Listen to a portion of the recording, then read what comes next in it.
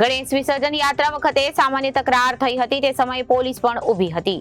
તે દરમિયાન અમુક લોકોએ કહ્યું હતું કે તમે જે ડીજે વગાડો છો તે અહીંયા જ ઊભા વગાડો તેમ કરીને માથાકૂટ કરી હતી।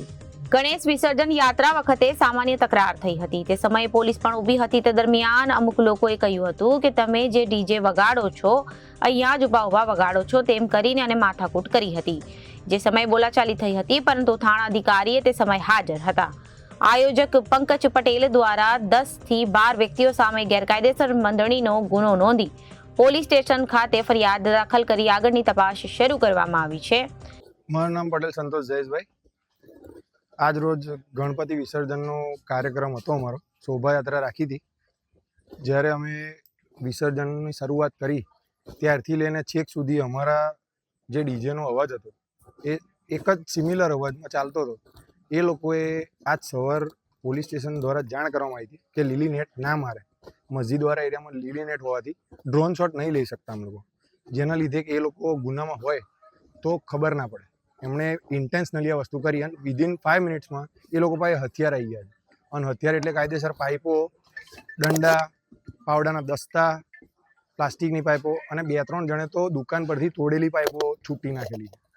એમાં એક પોલીસ કર્મીને પણ વાગેલું છે અને અમારા એક મિત્રને પણ વાગેલું છે, જેને અત્યારે મેડિકલ માટે મોકલી આપવામાં આવ્યો છે। એનું રિપોર્ટ અમે જમા કરાવી દઈશું। ઇન્ટેન્શનલી છે સર।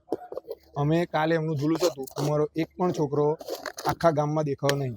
એમના જુલુસમાં એક પણ છોકરો અમારો નહોતો। આજે એમના ટોરાને આવવાની જરૂર શું હતી, મારું કહેવાનું એમ થાય। પોલીસ બંદોબસ્ત એમણે ફૂલ સપોર્ટ આપ્યો।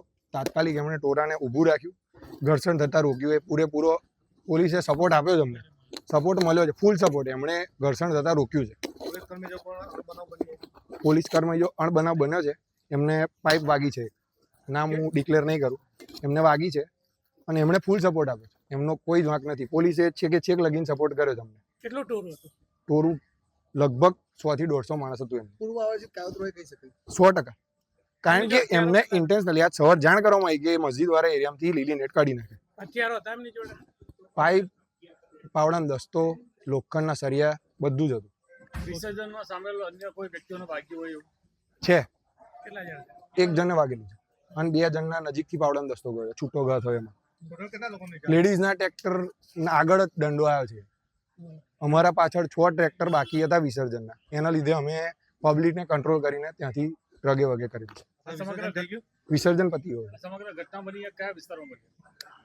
મસ્જિદવાળા એરિયામાં, એમના જ એરિયામાં બનેલી છે। કયો વિસ્તાર કહેવાય વસોની અંદર? જુમા મસ્જિદ। જુમા મસ્જિદ. ઓકે। સમય સાંજના 4 વાગ્યા પછી।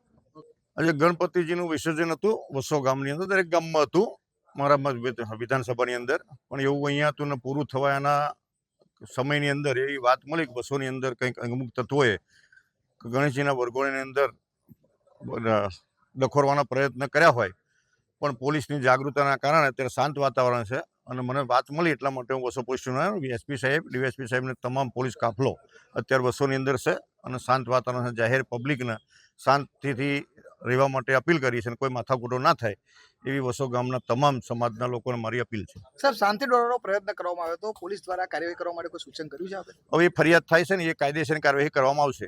કઈ બાબતે અહીંયા પહોંચ્યા છો? શું ઘટના બની છે? શું માહિતી મળી? ઘટના મળી, મને જાણ થઈ કે વસોની અંદર એક સામાજિક તત્વો અમુક લોકો મુસ્લિમ હિન્દુનો વરઘોડો હતો, એની અંદર શાંતિ સમિતિની જે ચર્ચાઓ થયેલી પરમ દિવસ, એનું ઉલ્લંઘન કરતા જે એમને કંઈક મસ્જિદ હોય ત્યાં આગળ વરઘોડો નીકળ્યો, તે આ લોકોએ હુમલો કર્યો એવા સમાચાર મળે એટલે હું તાત્કાલિક પોલીસ સ્ટેશને દોડી આવ્યો। અત્યારે પરિસ્થિતિ શું છે? અત્યારે પરિસ્થિતિ શાંત છે અને કંટ્રોલમાં છે। કોઈને કઈ વાગ્યું હોય એવી કોઈ ઘટના છે?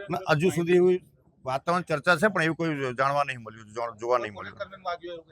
એ વાત થઈ પણ મેં જે પોલીસ કર્મી જે પીએસઆઈ છે એમને વાત કરી કે ના, મારે કંઈ એવો બનાવ નહીં બન્યો। વસો ગામ જે છે ત્યાં આજે ગણેશ વિસર્જનના પ્રોસેશન ચાલુ હતા અને જે પ્રોસેશન સાંજના ટાઈમે જે જામા મસ્જિદ છે ત્યાં પહોંચતા જ્યારે પ્રોસેશન નીકળતા પોલીસ બંદોબસ્ત સાથે હતો અને એ દરમિયાન અમુક લોકો જે આ વિસર્જન પ્રક્રિયાની અંદર જે લોકો સામેલ હતા એમની સાથે માથાકૂટ કરેલી, તકરાર કરેલી કે તમે જે ડીજે છે ડીજે અહીંયા જ વગાડો છો, જાણી જોઈને વગાડો છો, એ પ્રકારની બોલાચાલી થયેલી, આમને સામને ગરમાગરમી થયેલી। પરંતુ થાણા અધિકારી અને પોલીસને બધા સાથે હતા એટલે લોકો વચ્ચે જ રહી અને બીજું કોઈ ઘર્ષણ થવા દીધું નથી અને બંને જે ગણેશ પ્રોસેસન છે એ રાબેતા મુજબ ચાલુ રાખેલા અને બાકી જે સામે અન્ય લોકો જે હતા એ લોકોને એમના ઘરમાં પરત કરી દીધેલા. અને આ બાબતે જે આ ગણેશ મંડળના જે આયોજક છે પંકજભાઈ પટેલ એમને સામેવાળાની 10 થી 12 ઇસમોની વિરુદ્ધમાં ગેરકાયદે મંડળીનો ગુનો પોલીસ સ્ટેશન ખાતે દાખલ કરાવેલો છે. એ ગુનો દાખલ કરી અને આગળની કાર્યવાહી કરી રહ્યા છીએ અને CPI માતર GN પરમાર આ કેસની તપાસ કરી રહ્યા છે.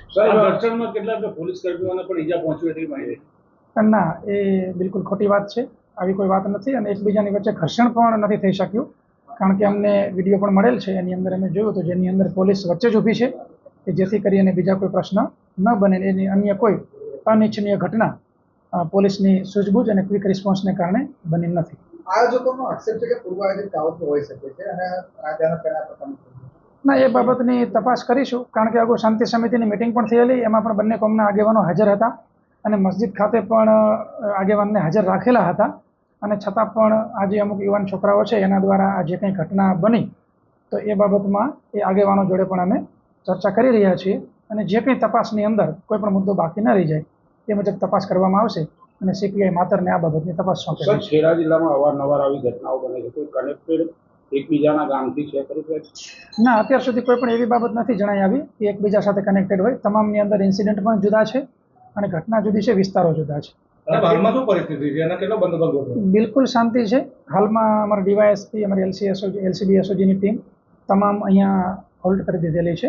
વિસ્તારમાં પેટ્રોલિંગ ચાલુ છે અને બિલકુલ શાંતિ છે. આગેવાનો જોડે મિટિંગ પણ થઈ ગયેલી છે અને એ લોકો પણ સમજદારીપૂર્વક એ ગામની અંદર સારા મેસેજીસ આપી રહ્યા છે. રિપોર્ટર વિનીત ટાંક, જનાદેશ ન્યૂઝ, આણંદ.